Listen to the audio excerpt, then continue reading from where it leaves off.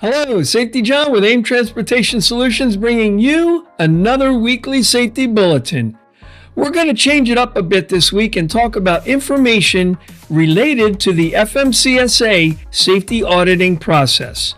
So what is needed? Here are just a few of the many items. Let's start with a driver's list, driver's license and medical certification information, driver's motor vehicle records acquired through an annual review per 391.25 of the FMCSRs, records of duty status and supporting documents, a fleet vehicle list and annual inspection history of each vehicle, hazmat shipping information if applicable, and implementation of a carrier drug and alcohol program. And last, an accident register and proof of insurance through an MCS 90. So additional information can be found in the link that I've included in the slide deck.